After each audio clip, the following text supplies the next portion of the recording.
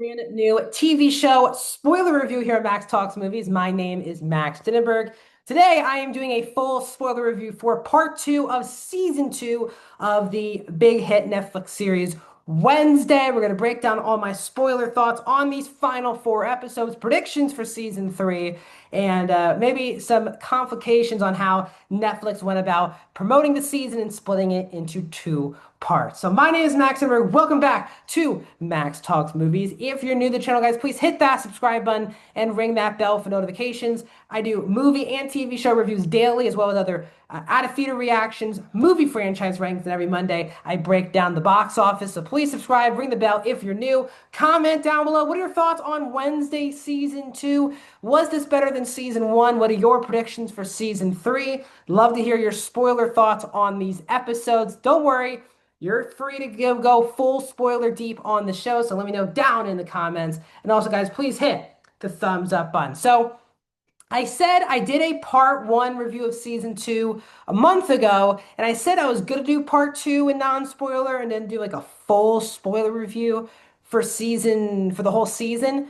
But again, if I'm previewing a part two and doing like a non-spoiler review, it's tough because if you haven't seen part one, how am I going to get you excited for part two? So instead of doing a full spoiler review for the whole show, I thought the main spoiler stuff I could just do in this review because I did a general review for the first part and now I can go full spoilers for part two. So again, if you've not seen any of Wednesday season two or any of Wednesday in general, this is a full spoiler breakdown. So go watch it for yourself, enjoy it because I absolutely loved this season and especially these final four episodes. And I want to talk with you guys in full spoiler fashion. So go watch the episodes, then come back here and join me for the review. So let's get into season two, part two. So before we even get into, I guess, the spoiler stuff with the show, I do want to say I still think it was a massive issue for the show that they split this into two parts. Again, usually Netflix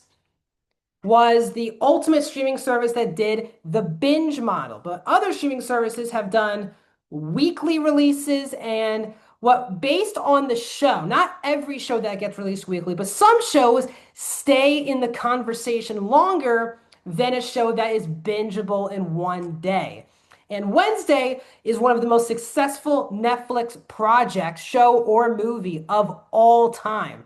I think it's still, I think it's like second place or third place for the most watched TV show in the history of Netflix. Really, it's like Squid Game, Wednesday, Stranger Things, Dahmer. Like those are the shows that have been the most watched in the history of the streamer.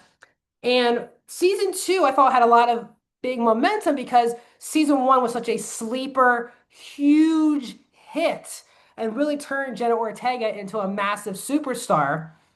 And like other Netflix shows, like Stranger Things, like Ozark, like a lot of other shows they've done, they have split their shows into parts. But Wednesday is only 8 episodes a season. So splitting it in half means you get basically 4 episodes and then 4 episodes.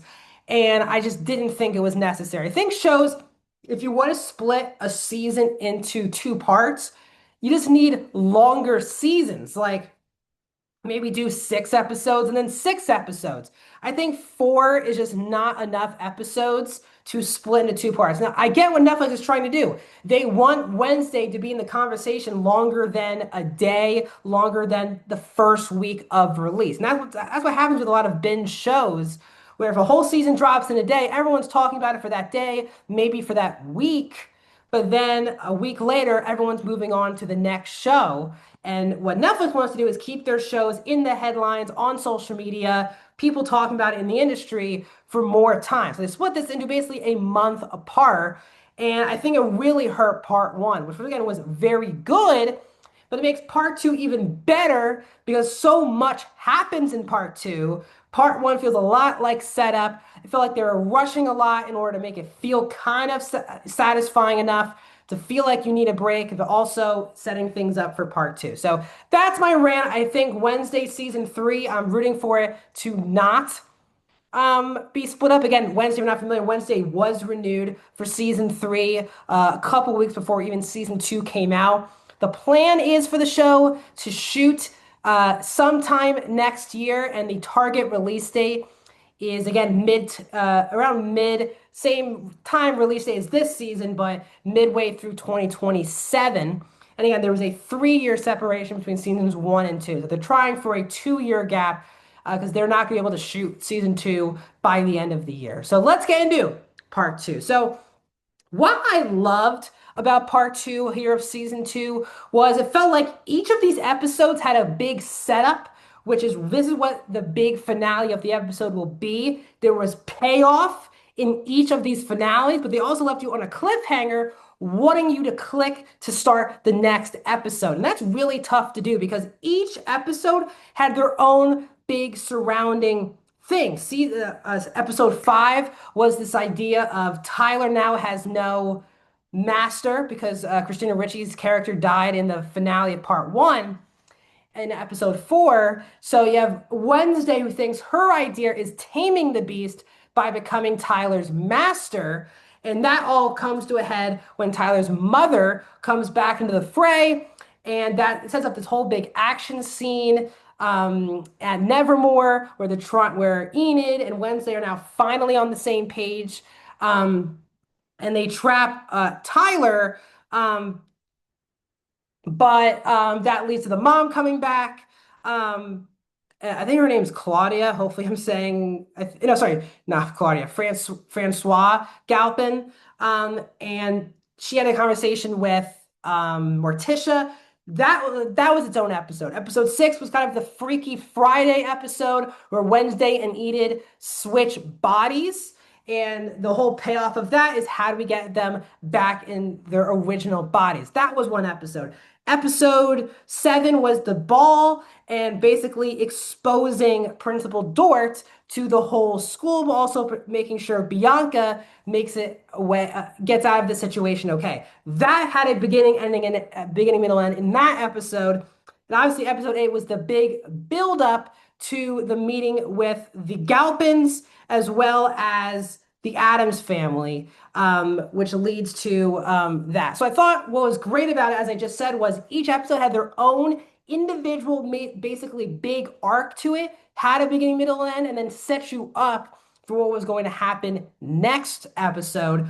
And when you're trying to binge a show, it makes it very hard to not want to click the next episode. It really wants you to click the next episode and start watching right away. So my favorite episode was easily the Freaky Friday episode where Enid and Wednesday switch bodies. And it was the longest episode. It was the only episode which was well over an hour long.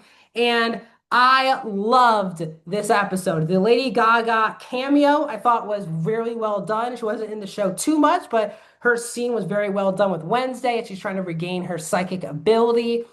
And Wednesday, Enid pulls her out of this moment, and Gaga's character told her that if you move your hand out of the fire now, something you're gonna have to face consequences for it, and they switch bodies. And this whole episode comes down to the two actors because Emma Myers and Jenna Ortega, yes, kind of have to be funny that they're doing basically the impersonations of each other, but you don't want it to take out the emotional value of what the episode is. We learn in the early part of this part that Enid is an alpha wolf, and if she turns into that, she might never turn back into a human. So you kind of now you have Wednesday in that body that could turn into a wolf. You have Enid as Wednesday, and I thought both actors honestly pulled it off flawlessly. Emma Myers, who didn't really get a lot to do in the first half of this season, has so much to do. And it really shows that, yes, the Wednesday and Morticia relationship is one of the best parts of the show. But the real heart and soul of the show is the friendship between Wednesday and Enid. And that really was the big part of the season, which is the opening part of the show, of the season, excuse me, was that Wednesday's premonition was Enid dying. And you really see how much Wednesday values Enid. And she really does this compared to anyone, including members of her family. And their friendship is so great. Myers and Ortega just have such great chemistry.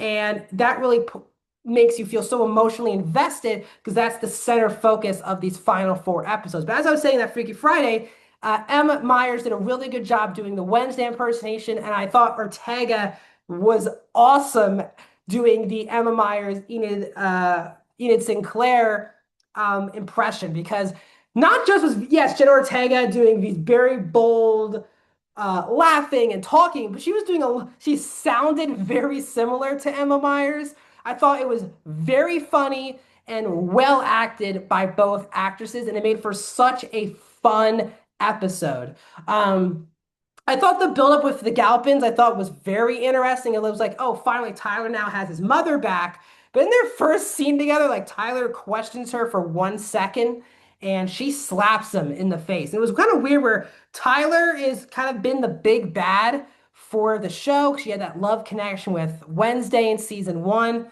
I was kind of like at times being like, wow, he's kind of getting abused by his mom and forced to be kind of like the person running errands for this brother and sister with Francois as well.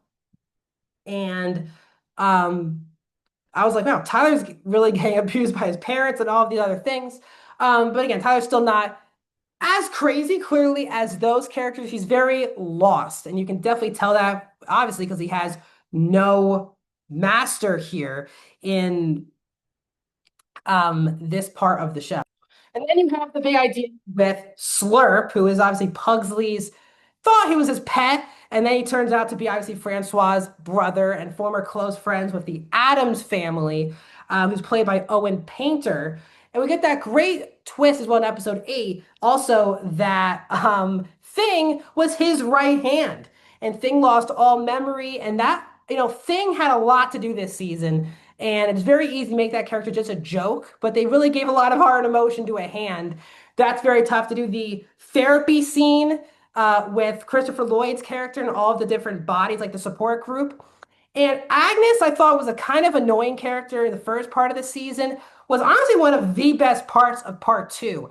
Agnes really doesn't feel like she's seen by anyone, and that kind of makes her try to turn into a kind of like a Wednesday clone and make sure that Wednesday's happy at all times. She does everything Wednesday asks of her.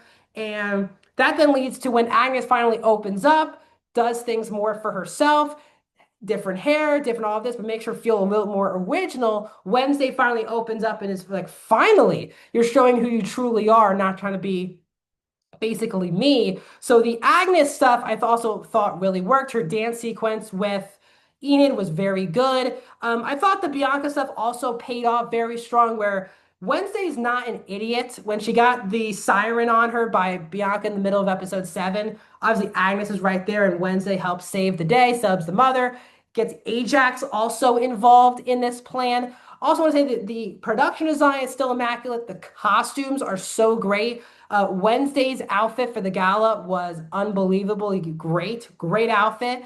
And it was definitely matched her dress from the dance scene in season one. But again, there's so many fun characters here. You have Eugene, who finally opens up and wants to be friends with Pugsley because he's such a nice guy in season one. He really just like didn't want anything to do with Pugsley in season two. So it's kind of nice they turned the corner with that character. Enid breaks up really Wednesday at first as Enid breaks up with Bruno, but it seems like the right idea as Bruno was like trying to balancing two girlfriends at the same time. And I also love the grandmother of the Addams. There's so much great stuff in the show. It's great characters in a very interesting world. Yes, it's very similar to Harry Potter with the idea of all these kids going to a school, they come back every year and something crazy happens, which is why the ending for this season got me really excited, where it seems like they're not going back to Nevermore for next season. And because Enid is now on the loose as an alpha wolf by herself, and Wednesday said, if you ever turn to this, I'll be the first person trying to save you. So it's going to be interesting how they balance, because it seems like all of the characters are going to be separate here, because we have Tyler, who ends up with Capri towards the end of the episode, because now Tyler has no master. You have the Addams family going back to their situation. Everyone's kind of going back to their home. Wednesday and Fester are going after Enid. And then you also have the big twist, which is Ophelia, the sister of Morticia, who supposedly died. She has the same powers as Wednesday, and it looked like the grandmother knew she was dead the entire time, but actually the grandmother has been keeping Ophelia alive the whole time. And Ophelia's right on the wall, Wednesday must die in blood. So we're seems like we're gonna learn a lot more about the actual Addams family because the whole bit here of not the whole bit, but a big story here is the parents, Gomez and Morticia, held so many dark secrets away from Wednesday. And obviously, it's like from a growth perspective, they're gonna be a lot more open with Wednesday. And the reports are the creator said we're going to get a lot more of Addams Family members in season 3. So I am interested if we go back to Nevermore at all next season, which I don't think is a problem because again, one of the things I don't really love about the Harry Potter world, which is that all these kids, even if their situations are so awful at home, and I get like for some characters, I get why it's even a better home than it is at their actual home. But so many horrible things happen at Hogwarts, including kids dying. And for some reason, kids just keep wanting to come back to the school. I like that we might get at least one season away from Nevermore. Maybe not for the entire season, but some of it. And I think that would give the show a nice edge to it if we're away from Nevermore. Because again, I think the world itself is interesting. It doesn't always have to be at the school.